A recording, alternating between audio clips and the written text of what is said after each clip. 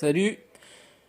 Ces derniers jours, j'ai démonté tout l'intérieur, j'ai fini de démonter l'intérieur, l'avant, les tapis de sol, et donc on voit un peu plus l'état de ce qui va être à réparer en carrosserie, là à l'arrière, sur les planchers, des réparations par endroits, par là, un peu là-bas aussi, ici,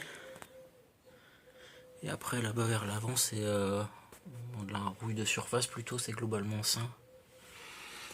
Et puis donc aujourd'hui je vais attaquer le démontage de tout le train avant. Voilà. Rendez-vous un peu plus tard pour voir où on en est. Petit intermède, donc j'ai soulevé l'avant de la voiture pour la poser sur chandelle, des chandelles sous le berceau moteur. Et comme un gland, j'ai pas desserré les écrous de roues avant de la lever. Donc plutôt que de tout reposer au sol, si tu peux pas amener la voiture au sol, ou si tu veux pas amener la voiture au sol, ben amène le sol à la voiture.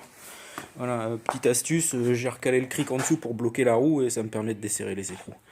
Et la prochaine fois, j'essaierai de réfléchir un peu plus avant de me lancer. Alors au bout de 6 heures, j'en suis où? J'ai démonté les amortisseurs des deux côtés, la crémaillère de direction, les étriers. Donc ça commence à faire se vider un peu là-dessous. Pour l'instant, j'irai pas plus loin sur le train avant parce que il faut que je décroche les rotules notamment. Et j'ai prêté l'outil. Et j'arrive pas à les enlever sans l'arrache-rotule. Donc ça, à suivre plus tard. Autre chose, quand on n'a pas des outils, on les fabrique. Alors c'est pas très joli, ça j'en conviens. Par contre, ça a l'air de marcher plutôt bien.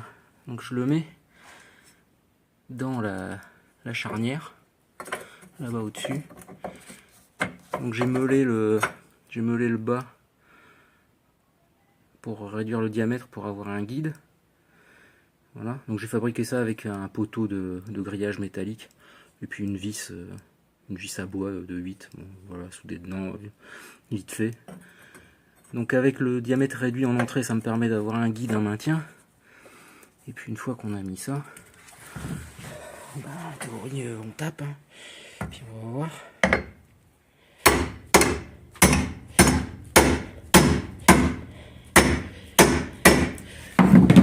Avec une seule main, là je suis un peu en train de le plier, donc je vais avoir besoin de mes deux mains. Par contre, ce qu'on voit, c'est que la goupille, elle a quand même commencé à sortir, alors qu'elle dépassait pas du tout.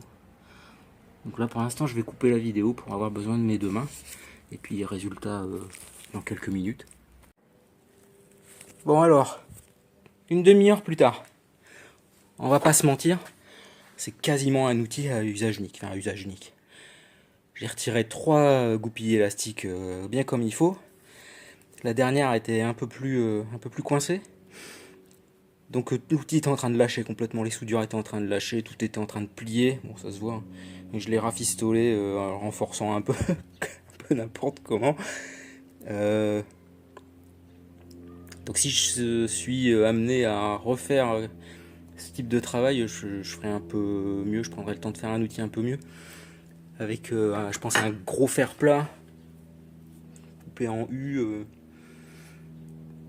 Bon, là, c'était pas assez rigide. N'empêche que les portières sont enlevées. Une chose de plus de fait. Les portières avant, j'ai pas été embêté. Il y avait des vis placées dedans, alors qu'il était en 8, le pas de vis commençait à s'écraser et elles n'avaient pas encore pris de jeu. Pour l'arrière, c'est encore les goupilles d'origine qui y étaient. Et voilà, donc tout ça c'est enlevé. Une bonne chose de fait.